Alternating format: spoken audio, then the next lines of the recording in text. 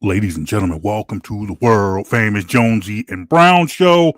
My name is John Brown. By my side is my partner in crime, my mellow, my man in the plan, my mellow, my ace in the place, Mr. Mike Jones. Who? What's Mike going on? Jones.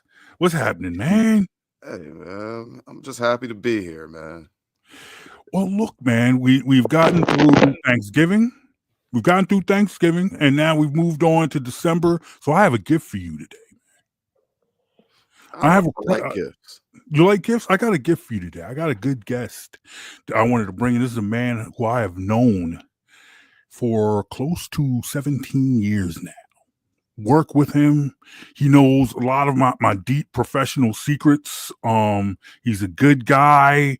He can tell you exactly how great I am to work with, how great I am to be around. He's probably not going to say any of that, but it's all right though. This is a man I've worked with for a long time. He was one of the driving forces behind Daily News Live. He's worked just about every pre and post game Comcast Sportsnet / NBC Sports has to offer. Long-time worker, great guy. He's also sang the national anthem at a Phillies game. Ladies and gentlemen, Mr. Dan Roche. We call him Booney, but Dan Roche is on the show today. Thank you, brother, for joining us, man. Well, thank you very much for having me. It's been you know what, again, it's a bucket list. I get to tick this one off the bucket list. It's been a dream of mine for a long time. Now I will say this. I will say this. Is this something I have not really? Well, I guess I have talked to you about it, but Dan, you were like one of the first podcast hosts I ever encountered. Back in the day, you had a show on, I think it was CSN.com called it was the Podcast of Awesomeness. We did the Podcast of Awesomeness, and that lasted a few months. It was myself, Sarah Baker, yes, John Finger, who at the time, I think he was the Phillies beat writer for CSNPhilly.com, and Dennis Deitch.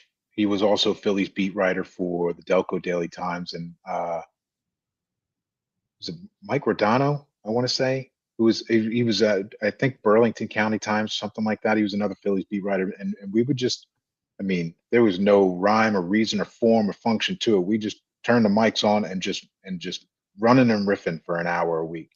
It was ridiculous. Jonsey, I thought this was awesome. I would see them working on it. And I'm like 42 years old, and I'm looking at them like a little kid. Like, what is this that they're doing? This is great. They used to have sodas in the little beer koozies, so it would look like they were drinking beer in the middle of the newsroom. And I'm just sitting there, and I'm watching them. Oh my god! You got to have the proper podcast aesthetic. Yes, and Absolutely. And I'm like, yo. And, you know, like you said, you did it for a couple of months, and then, you know, they moved on to other things. And I'm sitting there like, y'all need to bring that back. Y'all, like, this is great. This is groundbreaking stuff right here.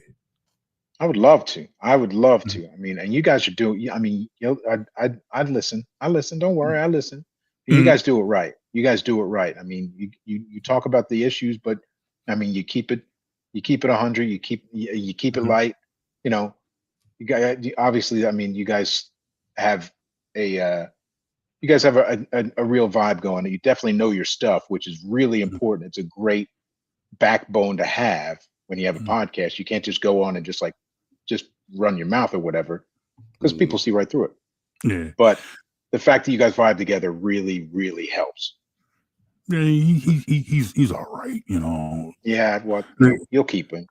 He pushes my buttons most weeks on purpose. So that's a big part of it too. You gotta know where the spots are to get him. You know, and he gives it right back. It is what it is. I don't know I don't know how we got here. You know, we sat in, at some point in time we met. We were in. I got introduced to Mike Jones through Eitan Shander and Jeff Mosher. The two of them introduced me to Mike Jones, and then we decided, hey, you know what, we do podcasts. Hey, let's try working on one together, and now here we are, Jonsey and Brown, episode 101.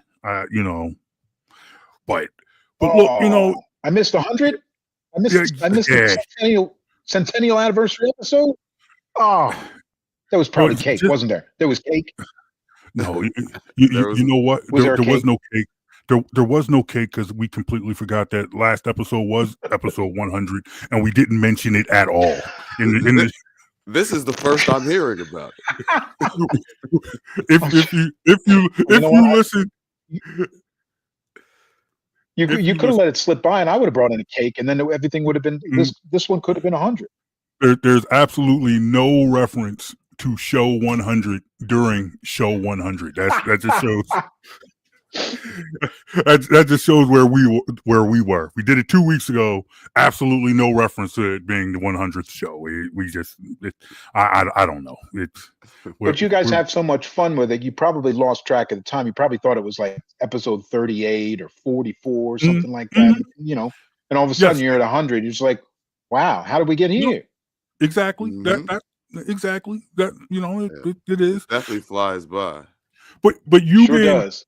You being a professional that you are, you've done this for a long time. You work with a lot of people, and you know you see a lot of things come and go. Like, how hard is it to maintain like just good content, like a good vibe? You know, nowadays everyone thinks that they can just grab a microphone. You know, all you need is a mic and a Twitter page, and now everyone's an expert.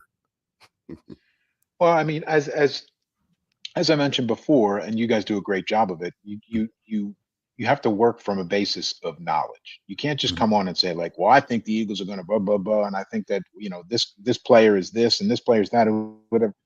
You have to be able to back it up with facts, because eventually your audience will see through whatever kind of facade that you're trying to throw up there. Like if you want to come on and you have a podcast that's a take machine. It's just like, I don't think Kyle Schwarber was ever really good, and he got lucky hitting 56 home runs last year because they didn't know how to pitch him. Well, they know how to pitch him now, and now he'll be lucky to hit 10. Well, I mean, you're just saying that stuff to get a rise out of people, and people see right through it. You know, I mean, and eventually they'll only watch because you're a sideshow. Really, you're not. People are not watching you because they like you. They're actually watching. You know. They're picking up snippets probably from your social to just comment and tell you how bad you stink anyway, you know, and there'll be people who do that when you do it right anyway too. But the basis for all of it, and you know, people will come and people will go, and errors will come and errors will go, but you have to deal from facts, and you have to from straight knowledge of what you're talking about. You know, and you also got to have perspective and say, you know, whatever, like, yes, you know, this player is good for right now, but this player, you know, 20 years ago couldn't hang with this player and that player, whatever. Or if you put Tyrese Maxey in 20 years ago, he would still be the same player. He's a player that translates. So, I mean, knowledge and perspective are the two like cornerstones to me of what would a really good jumping off point, and you guys do a great job of it. Well, look, I mean, we definitely appreciate that. We'll take compliments from wherever they come from, man. We appreciate that, man. Hey, look, now I guess, you know, we hear so many hot takes, you know, and some are funny, some humorous, some are just that. Hot takes. And I guess what I've always tried to use my platform for and Jonsey as well, I guess, because the two of us have been Philly fans for so long. And sometimes you see takes kind of, you know, they just reinvent. They're the same takes, just reinvented for whatever player is here today. So you know, a lot of times Jonsey and I will talk about Jalen Hurts, and there are legitimate criticisms of him. But then there are some things you hear about Jalen Hurts that you heard about 5, which you also heard about Randall, with so a lot of I see where times. you're going. I see where you're going. hmm And I see where you're going. I see the connecting thread. but like I guess over the years, like how have you? I guess like how have you navigated with that? Like, and what are things that you have heard over the years that you've kind of gotten sick of hearing? And like, what would you like how would you correct that? Well, I mean, you know, I think that, Jalen Hurts and like you said, everybody down the line, McNabb, Vic, Cunningham, Mahomes, all of them, they have shown every naysayer to come down the pike that if you could play, you could play. Like, Mm, and that should always be the rule. Like it doesn't matter. I mean, Hmm. people are, you know, feel some type of way about Asian uh, players or whatever. Shohei Otani's rewriting every doggone record book you want. that man's You a know, beast. Yep. that guy can't stop doing stuff night in night out to make you say, "Holy crap! I've never seen that before in my hmm life from Hmm. anybody." And that's to him. That's Tuesday. You know, like basically you like that. Wait till you see what I do tomorrow. hmm So I mean, you know, that's like I said, you deal in fact. If you can play, you can play, and that's gone on. I mean, like I said, Hurts and Mahomes and the players that we have in this era, and even in eras gone by, that you see them have success and win games and win playoff games and win Super Bowls and dominate in Super Bowls that you've seen. That it is. I think it's stripped away that stereotype that this time, these quarterbacks can't win you anything. These quarterbacks look great and they can do a lot of things, but you can't win with, you know, hmm and you what I, and it's well, I mean, it's foolish on its face. I mean, just hmm that this guy doesn't have this particular whatever like it or winning gene or whatever. There's no winning gene.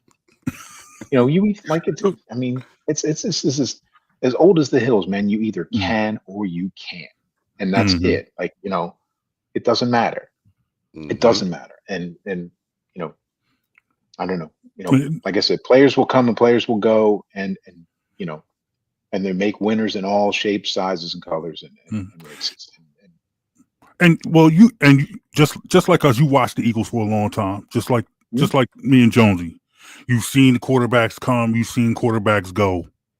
We have a quarterback who has now played on this team in 2 Super Bowls. mm. Played fairly well in the first one, was Super Bowl MVP on the winning team on the second one. Could have been MVP in the first one too. Could could have If been the score MVP ended on up differently, would have been the MVP of the first Hmm. that being said, yet here we are with an 8-4 team. Now one. understand they're not perfect. Mm. Understand they're not perfect. But here we are on an 8-4 team, and people are still asking that question: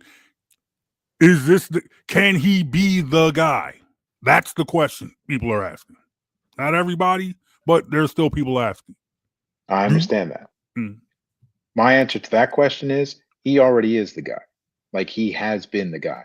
Like yes, he's not having the best year, but you can't name me any one of the 53 guys on this Eagles team, and you can ramp that number up to whatever 80 and count every coach, everybody, and say, you know what, last year was unbelievable, but this player really stepped it up this year too. Like this player's also had a really good 2025. You can't because nobody has. Like it mm. seems like everybody, all the way up from Jalen Hurts all the way down to the worst player on the team, which is Grant Calcaterra, by the way. In case you were wondering, the worst player on the The Eagles is worst Grant player on the team. Calcaterra. He's, he is, yes, he is a doggone road cone, and I'm not afraid to say it. He's a tight end. He's a tight end they don't throw it to, and he can't block you, me, or your grandma. and I mean, but anyway, nobody on this team is having as good a year, or let alone a better year than they had last year. I've I don't think I've ever seen it in my life that everybody took a step back, but that seems to be the case from the offensive line, the defensive line. Now you got Jalen Carter getting injections in his shoulders, and he's probably, I mean, he's going to miss this week, likely be out next week too. I mean, AJ Brown, I mean, the only guy you could say is probably having as good, if not a better year than last year, maybe Dallas Goedert. And Dallas Goedert's, caught like 3 passes in the last 2 weeks because they work him into he goes in, he's into the game plan, he's out of the game plan. It's like a shadow. Yeah, he had a great start to the season. Yeah, he had 7 touchdowns in the first 7-8 games. It was great. It was a red zone magnet, and then all of a sudden they forgot who he was. They should wear a name tag to the next practice. It says, "Hello, my name is." Who do you blame that on? I guess, and that can also be part of like where we go next, where you figure out this team has had its struggles, and I felt like one of my arguments about a month ago, when people were complaining about AJ Brown not getting his touches, and his complaints was, well, Devontae Smith and Dallas Goedert seem to be having career years, but now, everybody's, you're not going to make everybody happy in an offense where they work that out. And I mean, not for nothing. I mean, last year, and they had a great year, they won the Super Bowl or whatever. They threw the ball to those 3 guys, and that's about it. They threw it to Brown. If they didn't throw it to Brown, threw it to Smith. If they didn't throw it to either of those 2 guys, they threw it to Goddard. And if they didn't throw it to those 3 guys, they ran the ball, and that was it. I mean, but yeah, you're not, wide receivers, you're never going to make them happy. It's honestly, it's like the crazy girlfriend, like she's drop dead gorgeous, but man, she's never happy. Or she's her crazy's just going to show up at church, or or crazy's just going to show up in the middle of the supermarket when you're in aisle 8 trying to pick cereal or whatever, and all of a sudden, you get a text from somebody you didn't know from 30 years ago, and all of a sudden now you're fighting because the crazy showed up. Well, AJ's crazy showed up, and I can't explain it. And now and now he has 10 catches and 2 touchdowns. Crazy went away. The team lost. The wins went away too, but the crazy went away. The crazy and the wins went away. Yeah, right. But it's wild though, man. It's like I said, the wide receivers, you can't keep them happy. So, you just do your best to keep them as happy as you possibly can. But I mean, from what I heard, 1 or 2 stories that said that it's not in the media or whatever. Like, and he wouldn't litigate this in the media because I think he's just too nice a guy. But like, Devontae Smith can't stay out of Jalen Hurts' ear about getting the ball on the sidelines, like just chewing it off.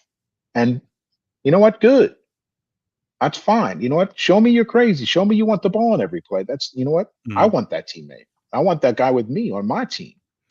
So he's got a guy whose social media name is literally "I'm always open," and a guy that tells him any chance he gets, "I'm always open." Pretty much, yes.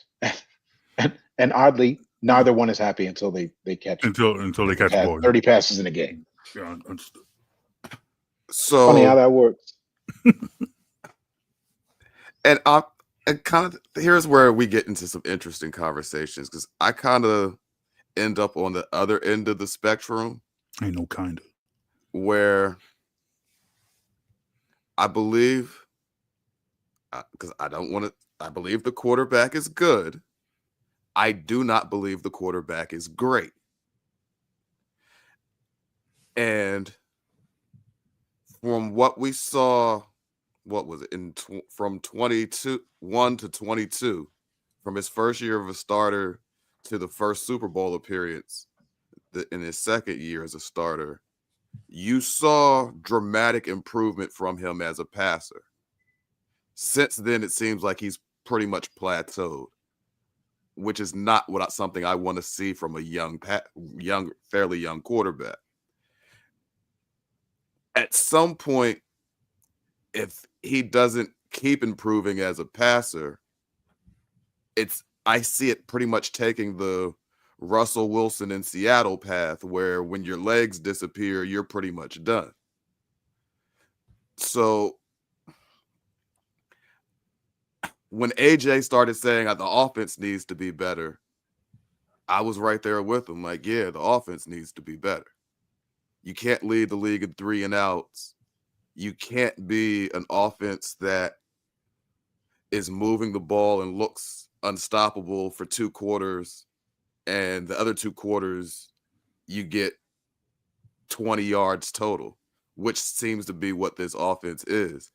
JB will tell you, my issue with Hurts, it has never been what he looks like when he plays at his ceiling.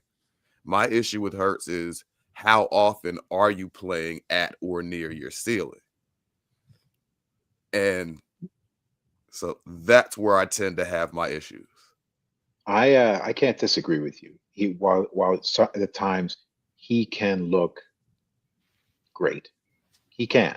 He has that capability. He has that ceiling. Mm-hmm. He's extremely streaky and spotty, and it goes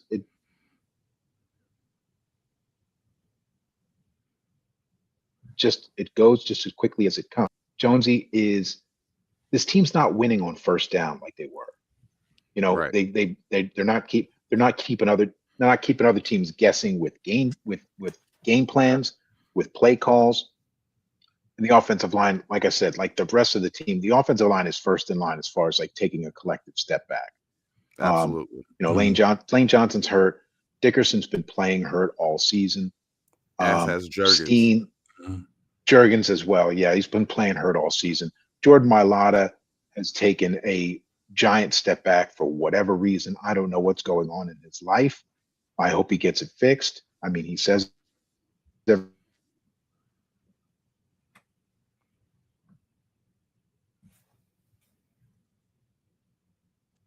aren't anywhere near it. If you tell me that you're close, guess what? I know you're losing the next game and probably the next 2, because teams that say that they're close are never, ever, ever close. Mm-hmm. And it's very telling. But you got to win on first down. Like it's second and 7, second and 8 or more isn't working. And it's with the Eagles, it's second and 10 or more, because they either run a play that run Barkley, who doesn't go anywhere, because of either the team either knows what play that's coming, or they don't know the play that's coming and the Eagles can't block it up, or somebody jumps and false start and it's 1st and 15, and then you got to work your way back from behind again, because of the penalties are ridiculous. Like they're making mistakes. They're making they're making mistakes that good teams don't make. Mm-hmm. Like you're 8-4 and you were 8-2 2 weeks ago, but all of a sudden you're 8-4 and you're making mistakes that good teams just don't make with these false starts, and it's ridiculous. It doesn't look like the same. I mean, if you told me that by and large this roster is virtually the same roster that blew the Chiefs off the field in the Super Bowl, and blew them off the field. They didn't win the game. They blew them off the field. Like I wouldn't believe that this is the same team. There's no shot that this is the same team. And I think part of the problem, and you've touched on a lot of good points with this, because you talked about how it seemed like last year they pretty much had 3 targets. Do it to AJ, do it to Devontae, do it to Dallas, and if they didn't do that, they ran the ball. And I thought part of the problem is, and you hear it so much you hear it a lot this season, they talk about how predictable the offense is. Mm-hmm. And my argument to that was, this offense has always been predictable.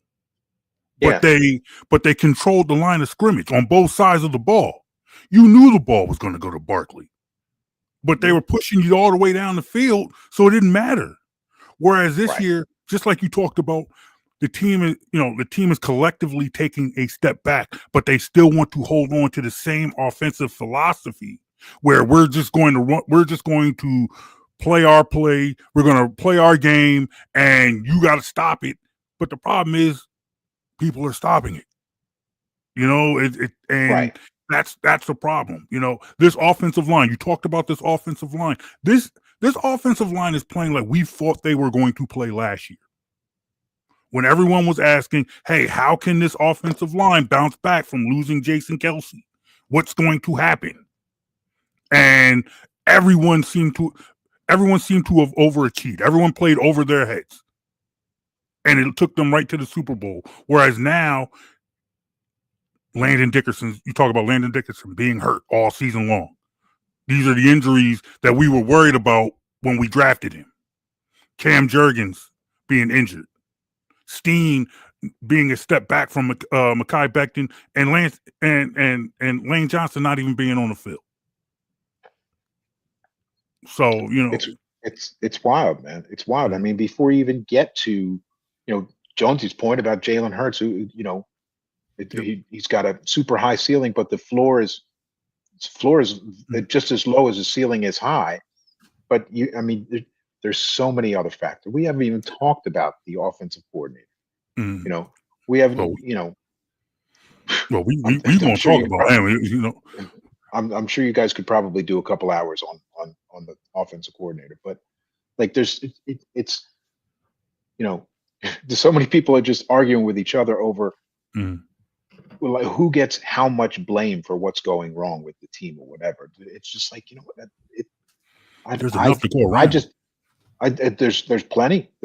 And what I don't understand is like, good teams with good coaches usually fix this stuff up. Like would this offense is, this is week 14 that we're going into right now. And the offense with very, very little variance has looked exactly the same through the first 13 weeks of the season. And, I don't imagine that we're going to see some sort of a crazy change in the last 5 games of the season. Honestly, I'm rooting hard for the Lions tonight so that the Cowboys will play themselves right out of the division race, because if the Eagles don't win the NFC East, they're not making the playoffs. All those wild card teams they're already in front of them. And I don't see them losing more games than the Eagles stand to lose going down the stretch. They have the Raiders. They have 2 games against the Commanders. This Chargers game will be tough, but I don't think, they have a good defense. Their offensive line has been a wreck all year. There's 2 offensive lines going head to head that are, Swiss cheese and Swiss cheesier. Like it's terrible. The Chargers, I think, are on like their 4th left tackle, something like that. And this guy was a spare all year. And the fans are like happy that this guy's he's a 2nd round pick in like 2022 Sailor, and they bounced everybody around just trying to fill holes because so many injuries along that line. Both tackles out, and somehow the Eagles might look just as bad, which is crazy. But something that you just said that was interesting. You talked about the problems that this team has and the fact that it hasn't looked different. It hasn't necessarily improved over the course of the season. You said good coaches find a way to fix this. Well, that brings us to Nick Sirianni, who hasn't been able to fix it, and he has been fashioned as this CEO coach. He's not necessarily the coordinator on either side of the ball. He puts people in line to run these things for him, and now he's sitting here. He's got a offensive coordinator who most fans want run out of town, and at least you could say the defense was holding this team together over the last couple of weeks. But then after this Chicago game, now there's questions there, and plus Jalen Carter's hurt. Right. And, so at this point now, you're looking at Nick Sirianni, and can he fix this? How much faith do you have in Nick Sirianni being able to fix this? I'm really not sure, honestly. Like, I mean, all the things that Jonesy you said about Jalen Hurts, to where he can look terrific and he can look terrible, and honestly, he could do that in the same quarter. Nick Sirianni is the coach embodiment of Jalen Hurts. They are in lockstep. They can look super smart. Mhm. They can make the right decision, like that, that dagger play in the Super Bowl where he's just like, you know what, screw it. Let's go deep. We get the Mhm. ball back. Let's put this game out of its misery. Let's go deep to Devontae. And he did it, and they scored, and he's dancing up and down the sidelines like, which that's another story for the day. I don't need my coaches dancing. I really don't. Even if he can dance, I don't care. He can't not even he can't dance. I don't want him to dance. But I like dancing coaches. jumping up and down like he just won the showcase showdown on the Price I is Right. like dancing coaches. I wish Buddy Ryan danced more. Rich Kotite would have been more. Rich Kotite would have been more. Would have won more games had he danced more. Is that right? That's what, you're probably right. Yes. But Ray Rhodes could have danced more. Sirianni can look like a genius and a knucklehead in back-to-back plays. You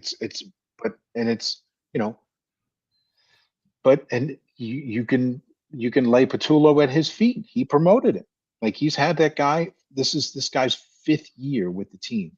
What I don't understand is, like, you didn't come in with any fresh ideas. Like, you were watching this offense. You know what this offense can do and what it can't do. You've been here for 5 years. You didn't come in and say, you know what I'd really like to do? You know what we could do? We could run this play off of that play, and this play that we already ran, I'll run this variable this way, and then this guy will be wide open because everybody's going to think we're going to be running the same old play, and I'll bust this one off, and here we go. Nope. Last week, they put that Grant Calcaterra in for 12 plays. He was in place. Exactly, it doesn't. One of the plays was a quarterback sneak, so I don't count that one. The other 11 plays, 10 of those plays, he lined up either left or right. If he lined up on the left, they ran to the right. If he lined up on the right, they ran to the left. And the Bears knew where he was going to be, and they were just going to run to his weak side. And that's why Barkley can't get out of first gear, because everything is just so formulaic and predictable. And honestly, the other teams consider as a win multiple tight ends on the field, because the Eagles only have one tight end on the team that can block. And they used to run, before Lane Johnson got hurt, they used to run the jumbo package.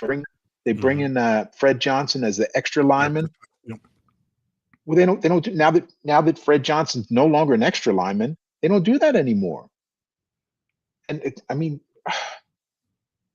stop. Like, they need to come up with some new ideas. I mean, they've had 2 or 3. They had the bye week.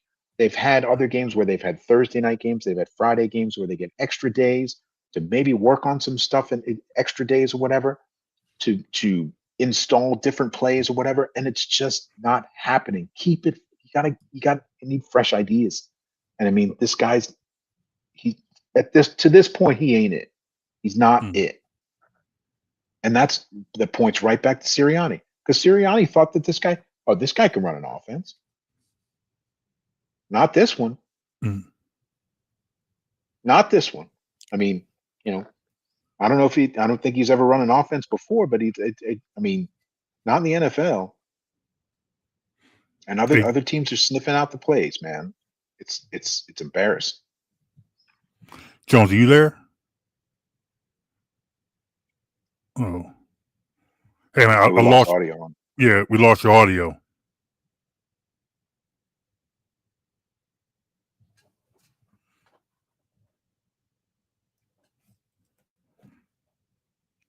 Yeah, we still don't have you. Try to reconnect, and we'll bring you right back in.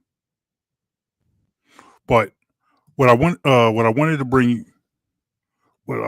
to touch on, because you talk about the predictability.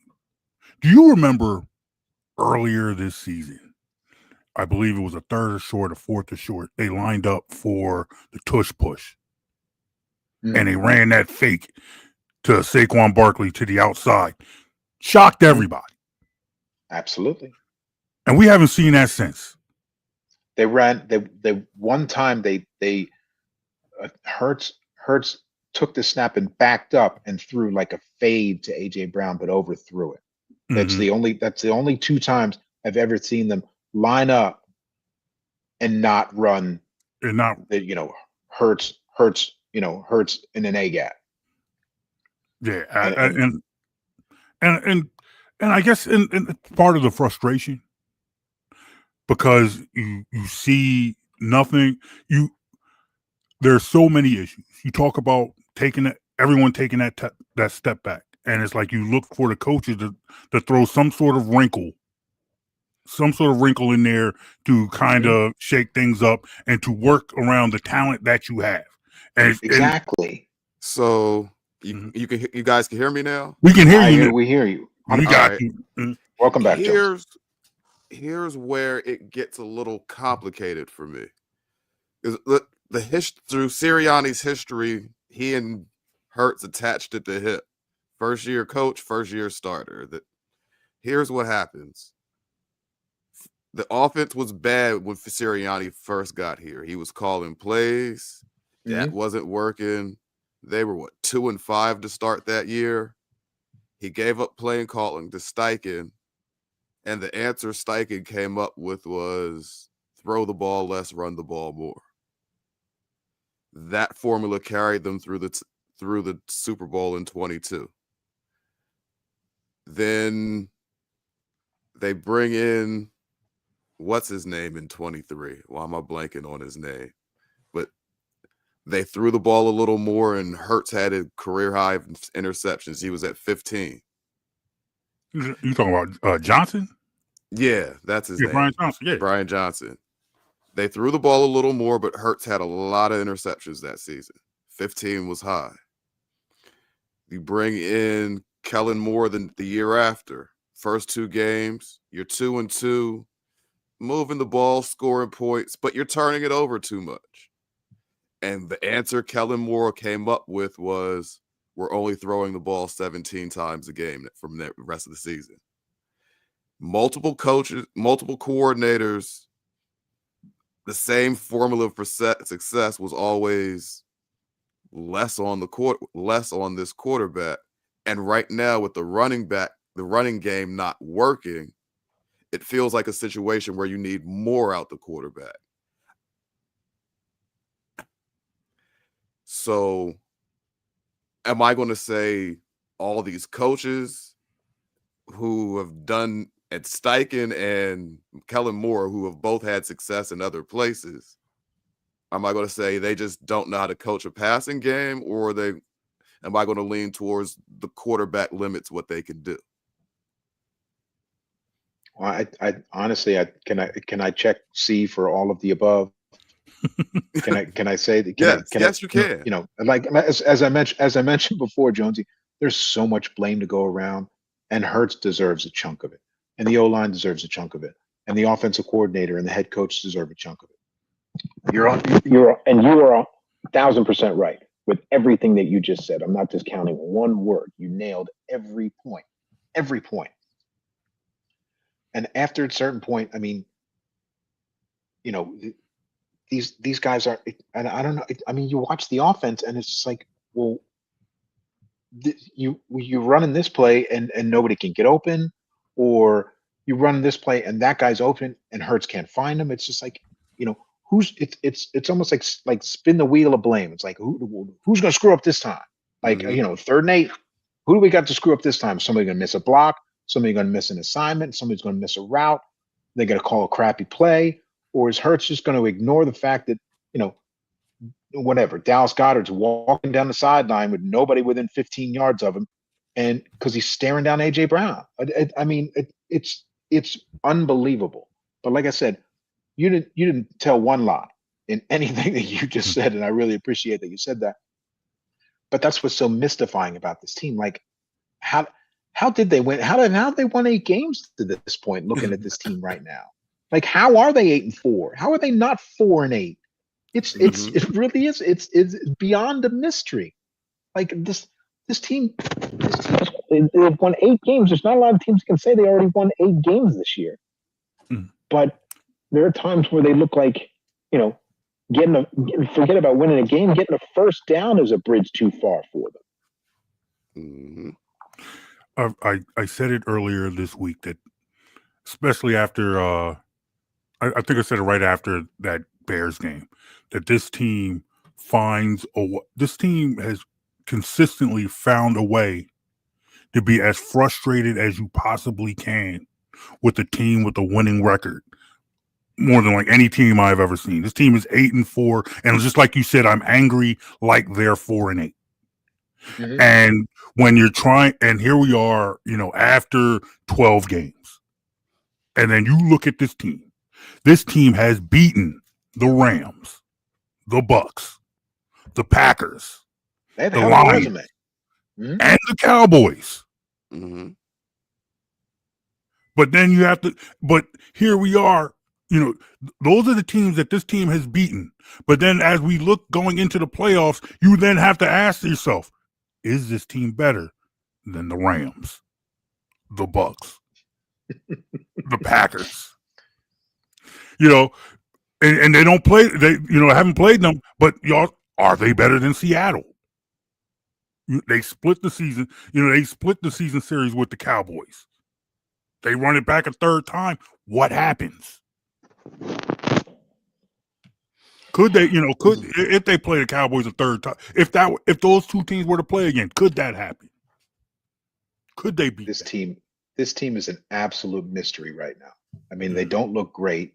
I mean, we've seen what they can do, and we've also seen what they can't do in spades.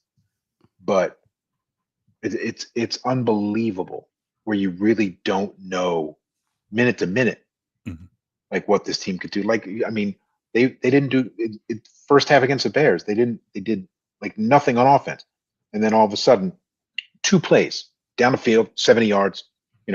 One long play, and then the Brown long throw, touchdown. Mm-hmm. Oh hey fellas, welcome back. Well, for a brief moment, they look like an 8-win team. Right. And that's the frustration. No one can deny that this team has all the talent, all the ability to get it done, perform at a high level. And as critical as I'm including the quarterback when I say that. I acknowledge he's very good when he's playing at or near his ceiling. It's kind of like the John Starks of quarterbacks with his passing. Hey, when John Starks was on, he'd give you 40, hit 10 for 10 from 3. When he's off, he's going 0 for 18. We're going to Jonsey, that's not a great analogy because the next time John Starks passes will be the first time. Fair enough. I mean, John Starks could hang 40 on you, but he's never going to let a teammate get it. Mm. That's fair enough. But I definitely see your point. Mm-hmm. Yeah. It's super streaky, man. Super streaky. Yeah. And it's just frustrating. But yet they move on. Real quick, I did want to get your opinion. Darius Slay got waived by Steelers. There was a briefly, I think a lot of people entertained the idea of him coming back to the Eagles. Including the Eagles, reportedly. Including the Eagles. Buffalo was like, not so fast. Let's scoop him up real quick. So that's not. It seems like it's not going to happen.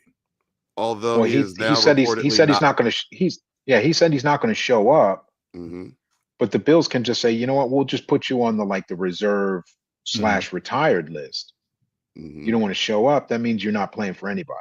Yeah. So it's pretty much us or nobody. Nobody seems to want to talk about that. But I mean, honestly, he was a healthy scratch for the Steelers. So I'm gonna politely say no, thank you to Mr. Slay. He gave us some wonderful, wonderful years, which I will remember fondly. But now it's not the time for him to try to swoop in and try to save the day. Okay.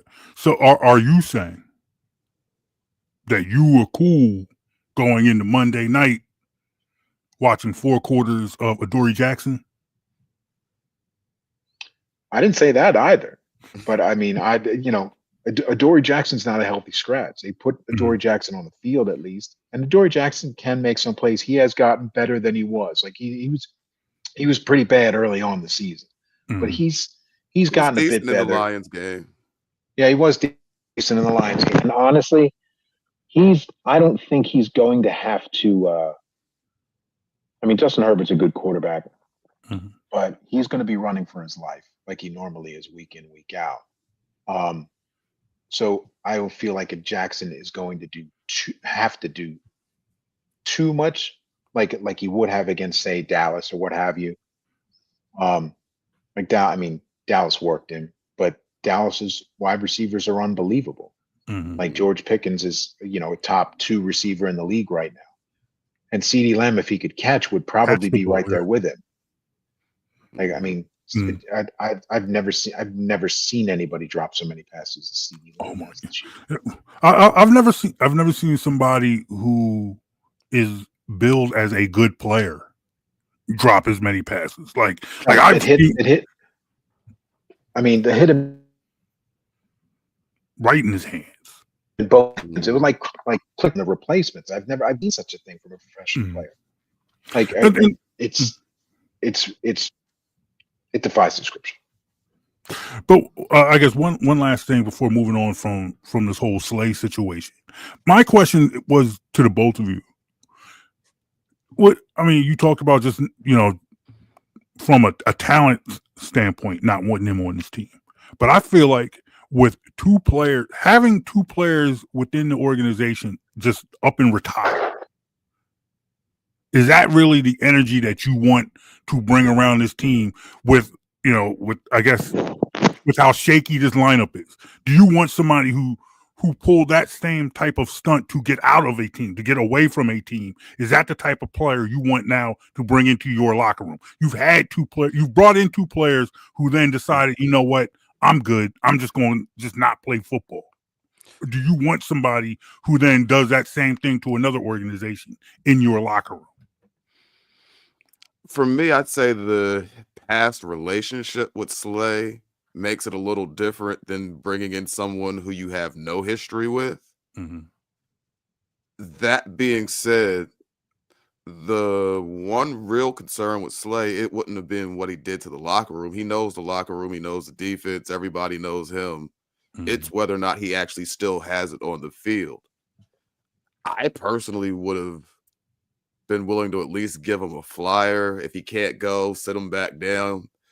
But it's not, that part of it wasn't something that I would have been worried about with Slay. He's an older player. He's just looking at it like, I don't want to go there. That happens with older players. That's fair. I mean, and I could definitely see your point, Jonsey, as far as the devil you know versus the devil you don't. With as far as Slay, like, you know what you're getting in that guy, or at least you think you know what you're getting in that guy. He does have, maybe a little bit more miles on his tires than he did when you left him. But I'm not 100% sure that, just let's sign him. Like, this isn't really a Woody. Like, it's not like it's not like, the alternative isn't that terrible. Like, if Adoree Jackson was still the Adoree Jackson that we saw earlier in the season, probably take a shot. Okay. Because you really don't have as much to lose. But now that Adoree Jackson is starting to play a little bit better, and the rest of the secondary is getting a little bit healthier, you should get Epps back this week to help out a little bit. But I think we can pump the brakes on Darius Slay. That's fair. That's Adoree, fair. Adoree Jackson has improved. You higher on Adoree Jackson than me. No, in all fairness, though, he has looked better in the last couple of games than he did in the first 4 or 5 weeks, especially. And I think part of that, though, is your pass rush is a little better, too. Well, it's all connected. It's all connected, Jonsey, and you're 100% right about that. And also could be, a good coach working around the shortcomings of his personnel, which is what good coaches do, as opposed to, Oh, I don't know, Kevin Patullo. No, that being said, all right. That being said, let's come back to Petullo before we let you go. I feel I'm listening to you. I'm just plugging in. I'm losing power. I feel like this team panicked a couple of years ago when they made coordinator changes in season, and it just seems like they just don't want to do that again. But at this point now, do you feel like is this a situation? Does the panic button need to be pressed here? Are we at a situation where we need to press the panic? Like something has to be done now. I understand what happened in the past, and people don't want to panic like they did in the past because you saw how that season fell apart. But here we are at 8-4, and it looks like the sky is falling. I don't know about you, Jonesy, but I almost feel like they're pot committed on Patullo, and that it's almost too late to make a change now, like to actually like flip the game plan and introduce a whole big fleet of new plays, 12, 13 games in. I mean, I think if they were going to make I really think if they were going to make a move, they should have done it 3-4 weeks ago, or in the bye when you had 2 weeks to maybe install some of these new plays with a new guy, or or at least have maybe the existing guy come up with some different plays, a different wrinkle on existing plays, and install that then. But now, the train's way out of the station, and I think making that change would just be throwing bad money on top of good. Absolutely. Like a couple years ago, when you tried it on defense, it was a disaster. And defense is typically the side of the ball that picks up things quicker, which is why offenses at the start of every season need time to get themselves in rhythm, where defense is the side of the ball you pick up quick. So if it was a complete disaster 2 years ago when you tried it on defense, there's no way I would want to try that in a season where you're still 8-4. If you're 4-8, your season's already over, and you're looking at players like, we need to find something to help develop these players. Yeah, that makes sense, because you're not looking at trying to make a deep run or do anything. At this point in the season with a winning team, you can't do it this late. Nope. It's just asking for disaster at this point in the season to try to make a change. Exactly. That's making a change for the sake of making a change at that point. I understand. All right, Booney, got to explain to you how we do things on this show. Okay. Jonsey and I, last season. No predictions. No predictions. This man, he only does watch the show. I'm a veteran, Jonsey, JB. I'm a veteran, man. I know y'all don't do predictions. That's why I love this man. Honestly, that's why I love this man. But you know what we do? Expectations. What do you expect to see on Monday? I expect that the Eagles offense will look better because it can't look as much worse than it did against the Bears.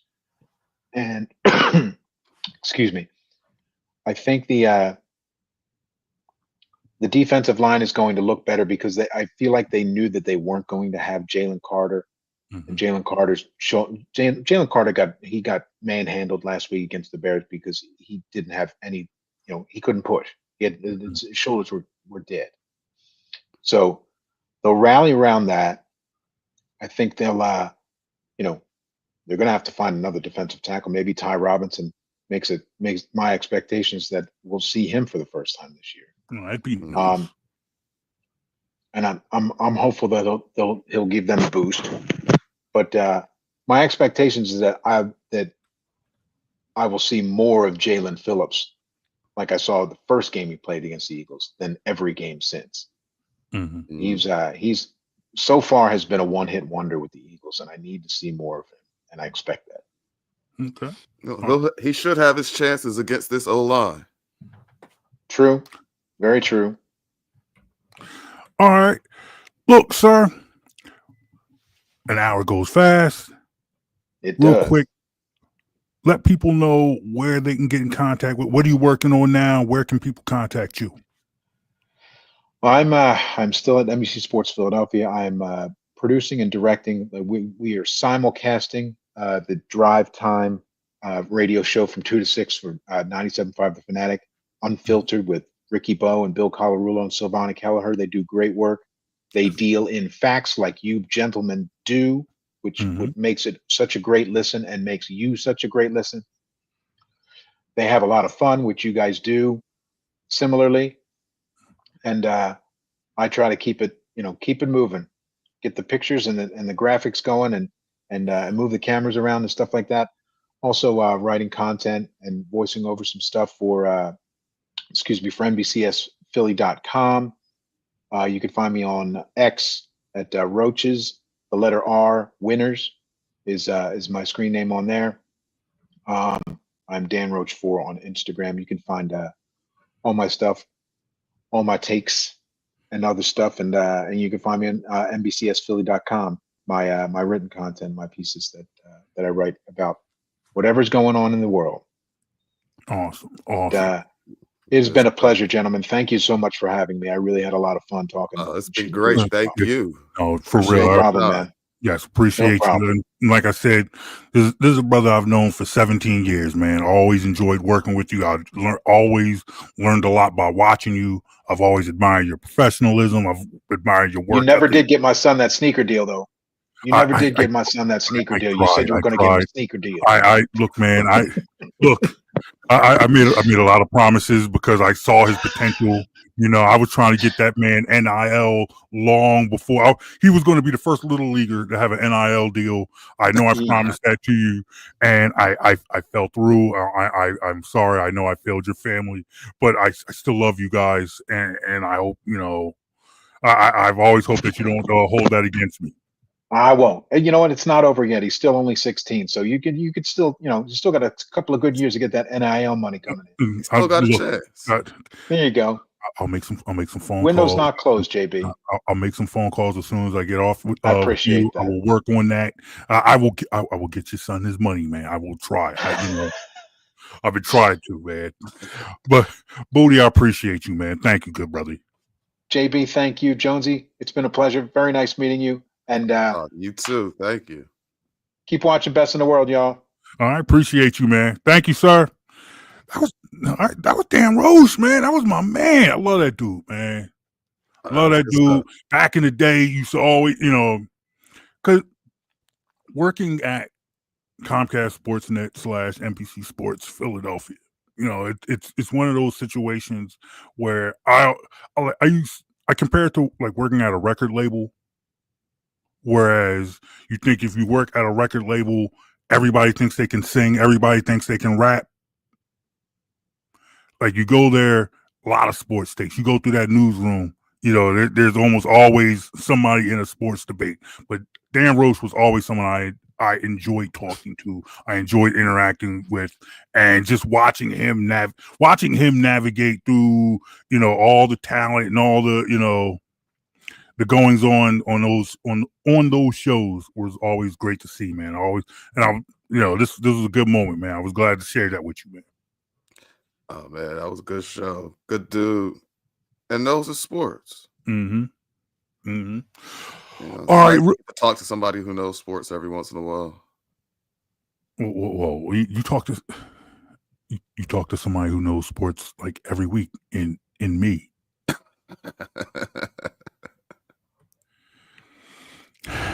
Ladies and gentlemen, you let me know what you think of this show. Let me know what you think of today's show. Hit me up.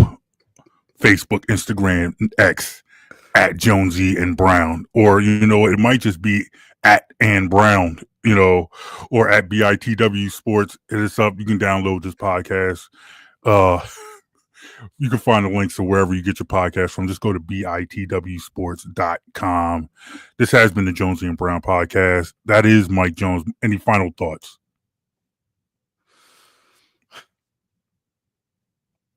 Exactly. Thank you. I was about to get myself started again. So I almost said something about the basketball team.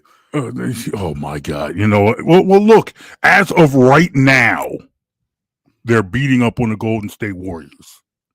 That is as of right now. As of right now, by the time you download this podcast or listening to it, you will find out what happened to that game. But as of right now, they're beating up on the Warriors.